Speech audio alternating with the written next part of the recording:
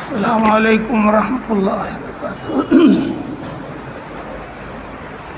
بسم اللہ الرحمن الرحیم۔ الحمد للہ رب العالمین والصلاة والسلام علی رسولہ النبی الکریم۔ اعوذ باللہ من الشیطان الرجیم۔ بسم اللہ الرحمن الرحیم۔ رب اشرح لی صدری ویسر لی امری واحلل عقدۃ من لسانی یفقہوا قولی۔ وقال تعالی قل هل يستوي الذین یعلمون والذین لا یعلمون انما یتذکر اولو الالباب۔ وقال تعالی وقل رب زدنی علما۔ وقال النبی صلی اللہ علیہ وسلم طلب العلم فریضۃ علی کل مسلم۔ سب سے پہلے اللہ کا شکر ادا کرتا ہوں کہ اللہ تعالیٰ نے آپ کے سامنے پہنچا دیا۔ دراصل آنکھ کے آپریشن کا تقاضا بہت دنوں سے چل رہا تھا اور میں اسے کسی طرح ٹال مٹول کر رہا تھا، لیکن ادھر لڑکوں نے دہلی بلایا اور جب ڈاکٹروں کے سامنے بٹھا دیا تو ڈاکٹروں نے کہا کہ آج ہی آپریشن کرنا ہے۔ تو پرسوں الحمدللہ بائیں آنکھ کا آپریشن ہو گیا، جو 2 سال سے تقاضا چل رہا تھا، اور کل تمام جانچ وغیرہ ہونے کے بعد پٹنہ آنے کی اجازت مل گئی۔ اور ایک تقاضا اور چل رہا تھا، حضرت مولانا شاہ حسین صاحب بہت بڑی بزرگ شخصیت ہیں جو آپ کے یہاں پچھلے 2 سال پہلے جلسے کے موقع پر آ چکے ہیں۔ گزشتہ سال بھی ان کا تقاضا تھا کہ آ جانا ہے، لیکن ہم دہلی تک گئے اور پیر کا آپریشن ہو گیا تو ہم نہیں جا سکے۔ اس مرتبہ دل بھی چاہتا تھا تو کل ہاسپٹل وغیرہ سے فارغ ہو کر پانڈولی جو دہلی سے تقریباً 300 کلومیٹر دور ہے وہاں جانا ہوا اور رات وہیں رہے، اور تہجد کے بعد پھر وہاں سے واپسی ہو گئی۔ فجر کی نماز اول وقت میں پڑھ کر دہلی پہنچنے کے بعد اپنا سامان اٹھایا اور سیدھے ایئرپورٹ پہنچا، لیکن ایئرپورٹ پہنچتے پہنچتے سارا دروازہ بند ہو چکا تھا۔ جس جہاز سے ٹکٹ بنا تھا اس جہاز والے نے صاف منع کر دیا کہ اب کوئی گنجائش ان کو جہاز پکڑنے کی نہیں ہے۔ اور میرے لیے ایک بہت فکر کی بات ہو گئی کہ جمعہ اب یا تو واپس جائیں دہلی میں، ٹکٹ برباد۔ بہرحال کسی کی محنت کام آئی اور کسی کی دعا کام آئی کہ آخری وقت تک ٹکٹ وہ ٹکٹ ہوتا ہے، وہ کون سا ٹکٹ ہوتا ہے یعنی بورڈنگ پاس مل گیا اور ہمیں بھاگتے بھاگتے جہاز پکڑا گیا۔ دہلی میں بھیڑ بہت زیادہ تھی روڈ پر، اسی کی وجہ سے یہ سب تماشا ہوا ہے۔ پھر الحمدللہ ابھی آپ کے یہاں حاضری ہوئی ہے۔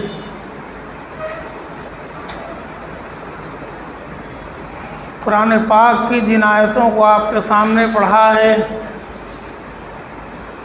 چند منٹ اسی پر باتیں عرض کرنا ہے۔ اللہ تبارک و تعالیٰ نے قرآن پاک میں علم کی بڑی تاکید فرمایا ہے۔ علم کے اوپر بڑا زور دیا ہے۔ اللہ تعالیٰ نے ارشاد فرمایا قل هل يستوي الذين يعلمون والذين لا يعلمون، اے میرے پیارے نبی صلی اللہ علیہ وسلم، آپ میرے بندوں کو یہ فرما دیجئے کہ وہ لوگ جو علم والے ہوتے ہیں اور وہ لوگ جو علم والے نہیں ہوتے ہیں دونوں برابر نہیں ہو سکتے۔ قل هل يستوي الذين يعلمون والذين لا يعلمون، علم والے اور بے علم دونوں برابر نہیں ہو سکتے ہیں۔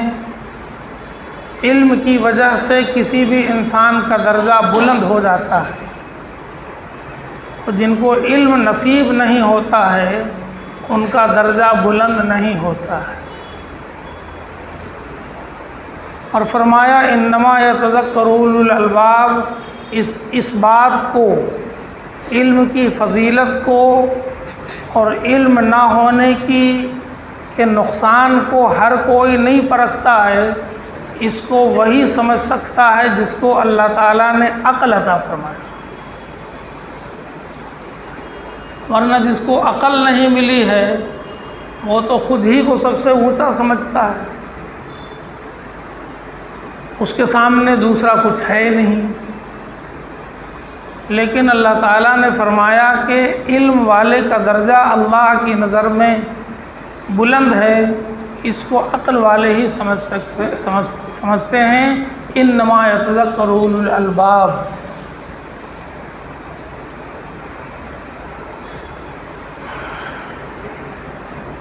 اللہ نے پوری کائنات میں اور اپنے بندوں میں بھی خاص بندوں میں جو نبی ہیں، انبیاء ہیں، رسول ہیں، اللہ تعالیٰ نے جن سب کو علم عطا فرمایا ہے ان سب میں سب سے زیادہ علم اللہ تعالیٰ نے اپنے پیغمبر آخر الزماں محبوب رسول اللہ صلی اللہ علیہ وسلم کو عطا فرمایا ہے۔ اس کے باوجود اللہ تعالیٰ نے اپنے محبوب صلی اللہ علیہ وسلم کو ایک حکم فرمایا، ایک تاکید فرمایا، قل رب زدنی علما، ایک دعا سکھلایا ہے کہ میرے محبوب آپ یہ دعا مانگیں، آپ یوں کہیں کہ میرے رب میرے علم کو اور بڑھا دیجیے۔ حالانکہ اللہ تعالیٰ نے سب سے زیادہ علم اپنے محبوب رسول اللہ صلی اللہ علیہ وسلم کو عطا فرمایا، لیکن یہ بتانا مقصود ہے کہ علم اللہ کی وہ صفت ہے جس کی کوئی انتہا نہیں۔ سب سے زیادہ علم تو اللہ کے پاس ہے، وہ علیم و خبیر ہیں، وہ ظاہر کو بھی جانتے ہیں، چھپی ہوئی باتوں کو بھی جانتے ہیں۔ اور اللہ تعالیٰ نے علم بانٹا ہے،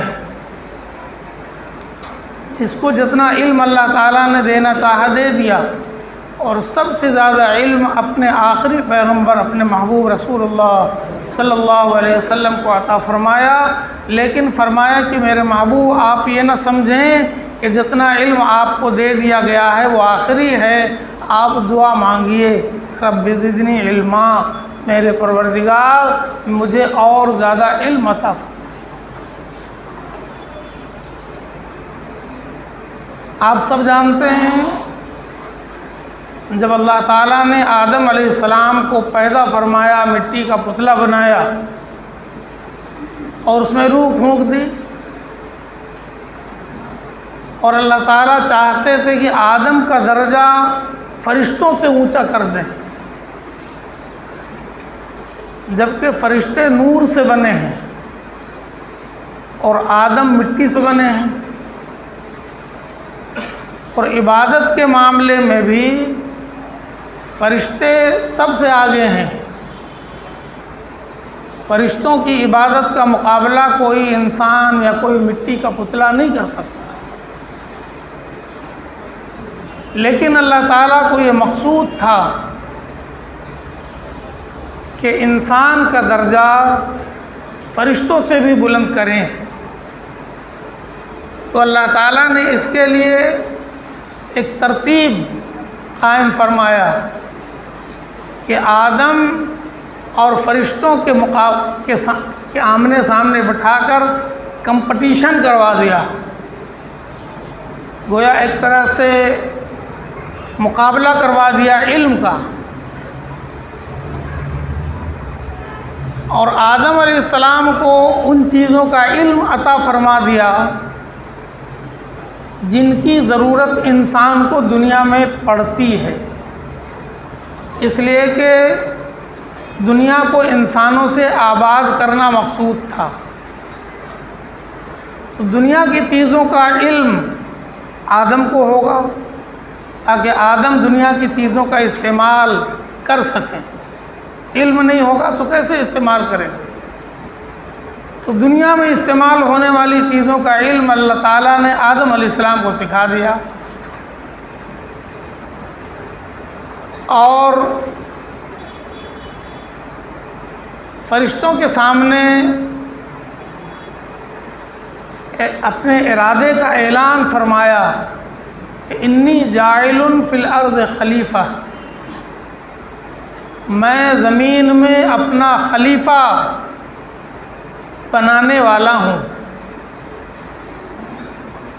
خلیفہ کا مطلب ہوتا ہے کہ اللہ کا نائب، بہت اونچا پوسٹ ہوتا ہے۔ اگر چیف منسٹر کسی کو اپنا اپ چیف منسٹر بنا لے تو اس کا درجہ تو چیف منسٹر کے بعد ہی نہ ہو جاتا ہے۔ پرائم منسٹر اگر کسی کو اپنا نائب بنا لے تو باقی سب وزراء تو نیچے ہو جائیں گے، اس کا درجہ تو پی ایم کے بعد ہی ہوگا، بہت اونچا درجہ ہوگا۔ تو اللہ کا خلیفہ بننے کا مطلب یہ ہے کہ اللہ کے بعد کا جو درجہ ہے وہ انہیں مل جائے گا۔ اب یہ بات فرشتوں کو اچھی نہیں لگی، اکھر گئی، اس لیے کہ فرشتے بہت پہلے پیدا ہو گئے تھے، اللہ تعالیٰ نے ان کو آدم سے بہت پہلے پیدا کیا تھا، اور فرشتوں کو جو کام اللہ تعالیٰ نے دے دیا تھا وہ سب کر رہے تھے، وہ عبادت میں لگے ہوئے تھے۔ فرشتے کوئی کام اللہ کی مرضی کے خلاف نہیں کرتے تھے، مگر خلافت کی بات جب آئی تو آدم کے لیے فرمایا کہ میں زمین میں اپنا خلیفہ بنانے والا ہوں، تو فرشتے سمجھ گئے کہ یہ جو مٹی کا پتلا بنا ہے نا، مختلف عناصر سے، اس میں کبھی بیلنس ہو نہیں سکتا۔ ہمیں تو ایک عنصر سے بنایا گیا، نور سے، ہمارا تو کام ہے روشنی پھیلانا، اور جو کام ملا ہے وہ ہم کر رہے ہیں۔ لیکن جس مخلوق کو اللہ تعالیٰ نے بنایا مٹی، آگ، پانی اور ہوا سے، یہ چاروں عناصر بالکل الگ الگ مزاج کے ہیں۔ کسی میں اوپر اٹھنے کا مزاج ہے، کسی میں نیچے جھکنے کا مزاج ہے، کسی میں اور کچھ گرم ہونے کا مزاج ہے۔ تو یہ بیلنس تو ان کے اندر ہوگا نہیں، پھر یہ اللہ کے خلیفہ کیسے بن جائیں گے؟ تو بہت گڑبڑ کریں گے زمین پر جا کر، مار کاٹ کریں گے، لڑائی جھگڑا کریں گے، اللہ کے حکموں کو توڑیں گے۔ تو فرشتوں نے ایک دم صاف صاف کہا کہ اللہ تعالیٰ اتجعل فیہا من یفسد فیہا ویسفک الدماء، کیا آپ ایسے کو اپنا خلیفہ بنانا چاہ رہے ہیں جو خون بہائیں گے زمین پر، لڑائی جھگڑا کریں گے، مار پیٹ کریں گے، فساد پھیلائیں گے زمین میں؟ ان سے کوئی اچھی امید تو ہے نہیں۔ تو اللہ تعالیٰ نے ایک جواب میں فرشتوں کو چپ کر دیا۔ اچھا، فرشتوں نے اپنی بڑائی کے لیے اور کہا کہ نحنو نسبح بحمدک ونقدس لک، میرے اللہ ہم تو آپ کی ہمیشہ پاکی بیان کرتے ہیں، آپ کی بڑائی بیان کرتے ہیں، ہم آپ کی ہمیشہ تعریف کرتے ہیں، آپ کے آگے سر جھکاتے ہیں، عبادت کرتے ہیں، تو آپ ہمیں خلیفہ کیوں نہیں بنا دیتے؟ اور جو لڑائی جھگڑا کرنے والی مخلوق ہے، مار کاٹ کرنے والی، دوسرے کا ہڑپ لینے والی، دوسرے پر ظلم کرنے والے، آپ اس کو خلیفہ بنائیں گے؟ تو اللہ تعالیٰ نے ایک جملے میں فرشتوں کو تو خاموش کر دیا، انی اعلم ما لا تعلمون، میں جو جانتا ہوں وہ تم نہیں جانتے ہو، میں نے تمہیں بھی پیدا کیا ہے، تمہیں بھی جانتا ہوں، تمہارے مزاج کو بھی میں سمجھتا ہوں، اور میں جس مخلوق کو مٹی اور پانی اور آگ اور ہوا سے بنا رہا ہوں، میں اس کے مزاج کو بھی جانتا ہوں، بنانے کے پہلے جانتا ہوں۔ بنانے والا اپنی بنائی ہوئی چیز کو کیوں نہیں جانے گا؟ فرشتے چپ ہو گئے۔ اس کے بعد اللہ تعالیٰ نے یہ علم کا مقابلہ فرشتوں اور آدم کے درمیان کروا دیا کہ آدم کو ان چیزوں کا نام بتا دیا جس کی ضرورت زمین میں پڑے گی استعمال کرنے کی، نام بتا دیا۔ فرشتوں کو ان چیزوں کی ضرورت نہیں پڑی، ان کا نام نہیں بتایا۔ اللہ تعالیٰ نے فرمایا کہ ہم زمین میں خلیفہ بنانا چاہ رہے ہیں، آسمان میں نہیں، زمین میں خلیفہ بنانا چاہ رہے ہیں۔ تو زمین کی چیزوں کا علم دے دیا آدم علیہ السلام کو، اور پھر فرشتوں کو بلا کر بٹھایا اور سب سے پہلے فرشتوں سے کہا کہ ذرا ان چیزوں کے نام بتاؤ۔ تو فرشتوں کو کیا معلوم؟ صاف لفظوں میں فرشتوں نے کہا کہ سبحانک، آپ کی ذات پاک ہے، لا علم لنا، ہمیں کچھ نہیں معلوم، الا ما علمتنا، جتنا آپ نے ہمیں سکھایا اتنا معلوم ہے۔ آپ نے ہمیں سبحان اللہ کہنا سکھایا، وہ معلوم ہے۔ آپ نے ہمیں عبادت کرنا بتایا، ہم نے معلوم ہے۔ سجدہ کرنا بتایا، ہمیں معلوم ہے۔ لیکن یہ ان چیزوں کے بارے میں آپ نے نہیں بتایا، ہمیں نہیں معلوم ہے۔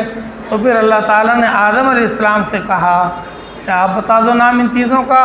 آدم علیہ السلام کو تو پہلے سے علم تھا، مطلب اللہ تعالیٰ نے ان کو بتا دیا تھا، علم دے دیا تھا، انہوں نے فٹافٹ سب کے نام بتا دیے۔ فلما انباهم باسمائهم قال الم اقل لكم انی اعلم غیب السماوات والارض، جب انہوں نے نام بتا دیے تو اللہ تعالیٰ نے فرمایا فرشتوں میں نے کہا تھا نا کہ میں تو سب چیز کو جانتا ہوں۔ اب فرشتے چپ ہو گئے۔ تو گویا اللہ تعالیٰ نے علم کے ذریعہ انسان آدم کا درجہ فرشتوں سے بلند فرما دیا، اور یہی دستور اللہ تعالیٰ نے بنا دیا کہ جو زمین میں علم حاصل کرے گا اس کا درجہ اس سے اونچا ہوگا جو علم حاصل نہیں کرے گا۔ اور اسی لیے اللہ تعالیٰ نے فرمایا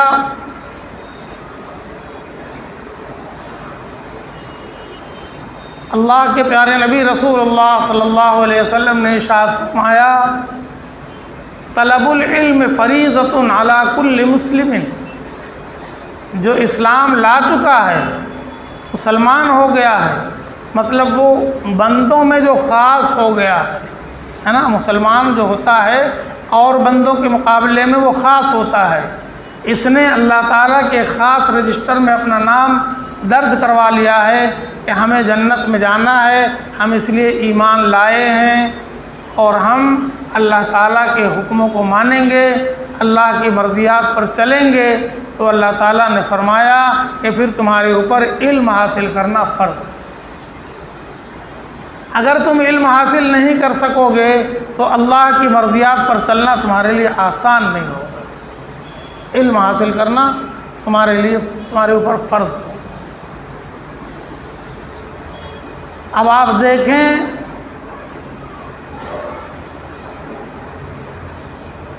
کہ علم کو فرض قرار دیا گیا ہے، اور جب یہ اسلام اترا ہے زمین کے اوپر، پہلا جملہ، پہلا لفظ جو آیا ہے وہ اقرا سے شروع ہوا ہے۔ اقیم الصلاۃ نہیں آیا، پہلا لفظ اقیم الصلاۃ نہیں آیا، پہلا لفظ آمنو بھی نہیں آیا کہ ایمان لے آؤ، پہلا لفظ یہ بھی نہیں آیا کہ کلمہ پڑھ لو، پہلا لفظ آیا کہ اقرا، پڑھو۔ اور اس کا جواب ایک تو ہوتا ہے کہ میں پڑھا ہوا نہیں ہوں، جب اللہ کے نبی رسول اللہ صلی اللہ علیہ وسلم کے سامنے فرشتے نے اللہ کی طرف سے یہ جملہ دہرایا، اقرا، پڑھیے، تو اللہ کے پیارے نبی صلی اللہ علیہ وسلم نے صاف جواب دیا، ما انا بقارئ، میں پڑھا ہوا نہیں، تم ہم سے پڑھنے کا مطالبہ کر رہے ہو اور میں پڑھا ہوا نہیں ہوں۔ 3 مرتبہ اس نے اقرا اقرا کہا، اور تینوں مرتبہ حضور پاک صلی اللہ علیہ وسلم نے فرمایا میں پڑھا ہوا نہیں ہوں۔ اب اللہ تعالیٰ نے اپنے محبوب صلی اللہ علیہ وسلم کے سینے میں علم کا ایک سمندر اتار دیا۔ وہ فرشتہ جو آیا تھا اللہ کی طرف سے، جبرائیل امین، وہ اللہ کا وہ فرشتہ ہے جس کو اللہ تعالیٰ نے اپنے علم کی امانت عطا فرمایا ہے۔ حکم ہوا اللہ تعالیٰ کا، جبرائیل میرے محبوب کو اپنے سینے سے لگا لو، اور جتنا علم ہم نے جبرائیل تمہارے سینے میں رکھا ہے وہ میرے محبوب کے سینے میں انڈیل دو۔ اس نے فرشتے نے دبایا حضور پاک صلی اللہ علیہ وسلم کو اپنے سینے سے، زور سے دبایا اور چھوڑ دیا۔ تو زور سے دبانا یہ اس لیے نہیں تھا کہ وہ پڑھنے کا کوئی طریقہ، سکھانے سیکھنے کا کوئی طریقہ ہے، وہ اللہ کی طرف سے یہ نظام تھا، یہ بتانا تھا کہ علم جس کو تم سمجھتے ہو، یہ کتابوں میں جو لکھا ہوا ہے، یا تم جن کو قلم سے لکھتے ہو، تم اس کو علم سمجھتے ہو، یہ علم کے ذرائع ہیں۔ علم تو ایک نور ہے، جی علم کیا ہے؟ نور ہے۔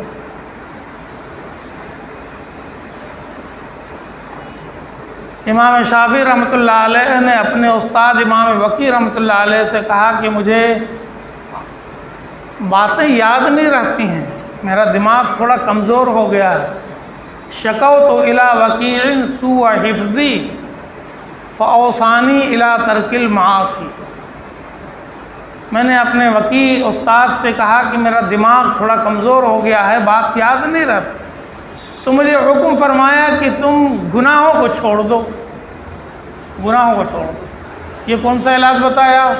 بادام بتا دیتے، اخروٹ اور پتہ نہیں کیا کیا، یہ سب کھاؤ، پستہ کھاؤ، بادام کھاؤ، دماغ بڑھ جائے گا، کچھ نہیں۔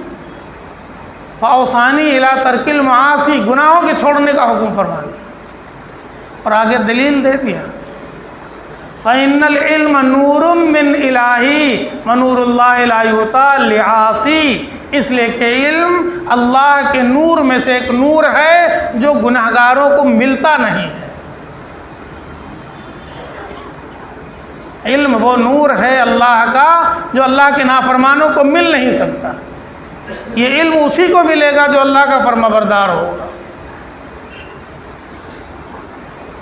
تو یہ مقصود تھا، جبرائیل علیہ السلام پیارے نبی صلی اللہ علیہ وسلم کو اپنے سینے سے لگا رہے ہیں کہ وہ نور جو اللہ تعالیٰ نے جبرائیل علیہ السلام کے اندر انڈیلا تھا، فرمایا یہ نور انڈیل دو میرے محبوب کے سینے کے اندر۔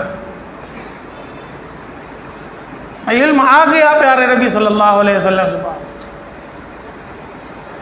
اب اسی کی روشنی میں قرآن پاک کی وہ تھوڑی تھوڑی آیتیں 23 سال تک آتی رہیں جن کی اللہ کے بندوں کو ضرورت تھی، وہ قرآن پاک کا نزول ہوتا رہا۔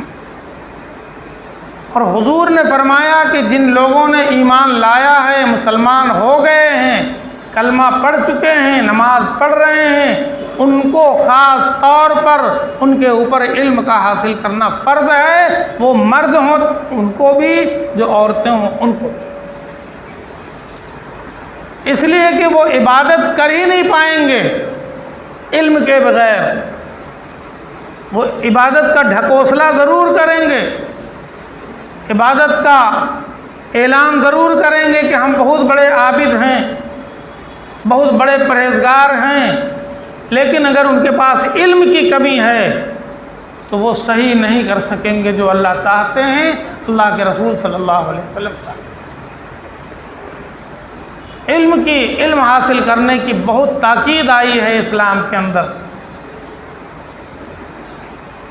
جتنی گمراہیاں پھیلتی ہیں وہ صرف علم کی کمی کی وجہ سے پھیلتی ہیں۔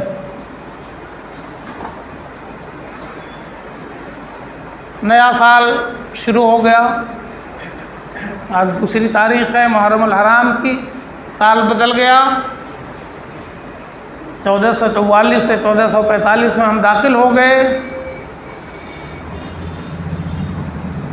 تو دن تو یوں ہی بدلتا رہے گا، مگر مسلمان کبھی اپنے آپ کو بدلنے کے لیے تیار نہیں ہے۔ اب دیکھیں گے 2-4 روز کے بعد آپ تماشا، وہی مسلمان ہوں گے جن کی محبت میں آج لوگ سینہ کو بھی کرتے ہیں۔ ہاں، ان کو کوئی نہیں پوچھتا، ان کو کوئی نہیں پوچھتا، یہ پسماندہ ہیں، یہ دبے کچلے ہیں، یہ غریب غربا ہیں۔ ان کی ہمدردی میں لوگ بہت آواز بلند کرتے ہیں، لیکن ان کا حال کیا ہے؟ ڈی جے بجائیں گے، سڑکوں پہ تھرکیں گے اور یا حسین کریں گے۔ انہیں کچھ بھی پتہ نہیں ہے کہ حسین ہے کون، حسین رضی اللہ تعالی عنہ کا مقام و مرتبہ کیا ہے، انہیں کچھ پتہ نہیں۔ انہوں نے دین اسلام کی ایک بات بھی نہیں جانا، نہیں سیکھا ہے کہ اللہ تعالیٰ نے خانوادہ نبوت کو، اہل بیت کے افراد کو اللہ تعالیٰ نے کتنا اونچا مقام عطا فرمایا ہے۔ ان کی شہادت کے موقع پر سڑکوں پہ تھرکنا اور وہ ڈھول بجانا، ڈی جے، ہزار روپے کا ڈی جے بک کرنا، پورا شور مچانا، بڑے بڑے جھنڈے نکالنا، یہ کیا ہے؟ یہ صرف اور صرف جہالت ہے، جہالت۔ اس کا اسلام سے کوئی لینا دینا نہیں۔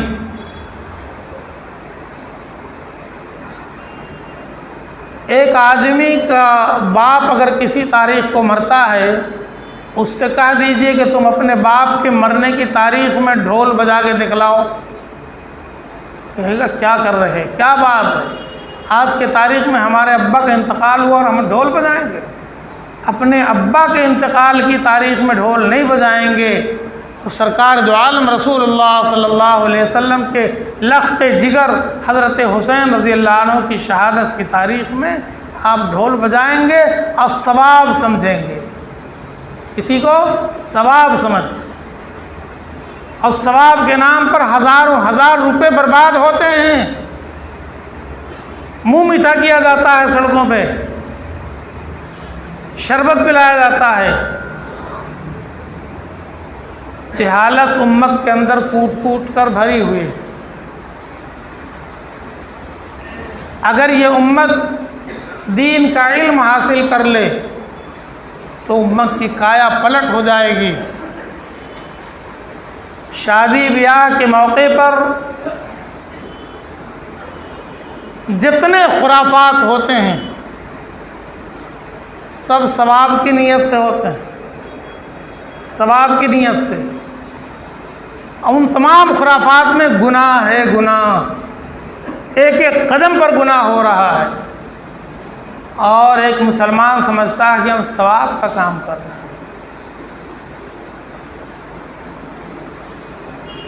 سب کام عورتیں سکھا دیتی ہیں کہ اس میں بھی ثواب ہے، اس میں بھی ثواب ہے، اس میں بھی ثواب ہے، یہ بھی ہونا ہے، یہ بھی ہونا ہے، یہ بھی ہونا ہے۔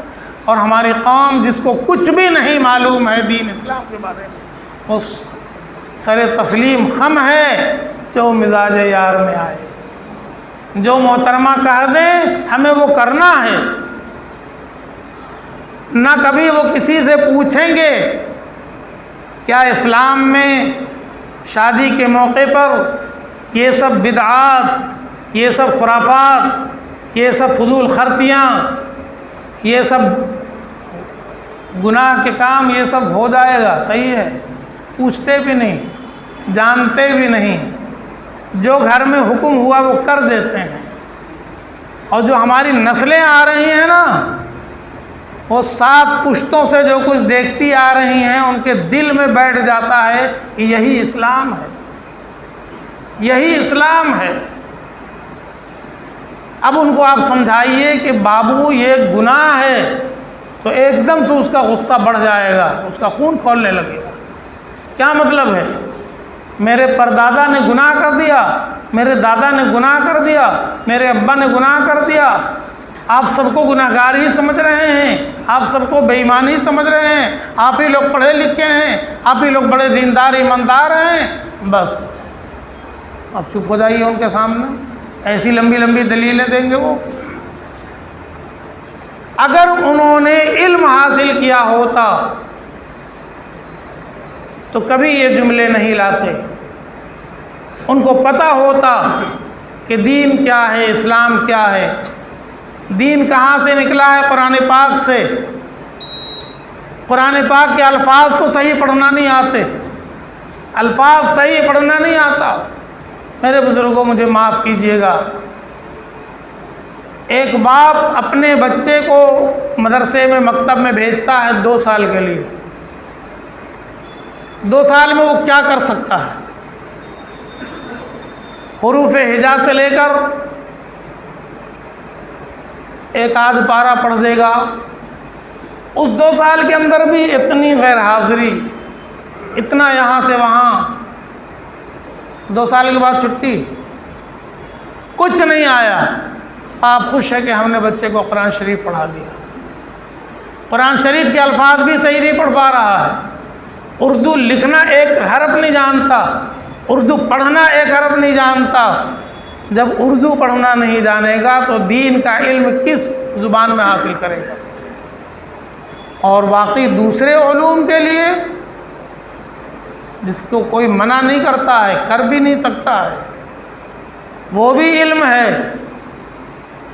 لیکن یہ علم آخرت میں کام آنے والا، یہ علم قبر میں کام آنے والا، یہ علم جنت میں لے جانے والا، یہ علم ماں باپ کے حقوق ادا کروانے والا، یہ علم بھائی کا بھائی سے پہچان کروانے والا، اس علم پر کوئی توجہ نہیں۔ اور باقی وہ علم جس کے ذریعہ انسان زیادہ سے زیادہ پیسے کما سکتا ہے، بہت اونچا عہدہ حاصل کر سکتا ہے، اس پر تو ساری صلاحیتیں استعمال ہو جائیں گی، ساری پونجی استعمال ہو جائے گی، ساری۔ اب تو لوگ کھیت بیچ کے، مکان بیچ کے بچوں کو بڑا اونچا سے اونچا پوسٹ دلا رہے ہیں، علم دلا رہے ہیں، لیکن میرے بزرگوں اور دوستوں، ہمیں 60 سال ہی دنیا میں نہیں رہنا ہے، بلکہ 60 سال کے بعد کی دنیا جو ہے وہ بہت لمبی چوڑی دنیا ہے، اور اصل زندگی تو وہیں کی ہے، وہاں کے لیے بھی کچھ کر لینا چاہیے۔ اس کے لیے ہمیں علم حاصل کرنا چاہیے، اپنی نسلوں کی فکر کر لینا چاہیے۔ ہماری نسلیں اگر علم والی ہو جائیں گی تو بہت سے خرافات، بہت سی غلطیاں، بہت سے گناہ ایسے ہیں جس کو ہم نہیں کرنے والے بنیں گے، ہماری نسلیں نہیں کریں گے۔ اللہ تعالی ہم سب کو توفیق عطا فرمائے کہ ہم اپنی نسلوں کی طرف توجہ دیں، اور جو خرابیاں ہمارے سماج میں آ گئی ہیں اس سے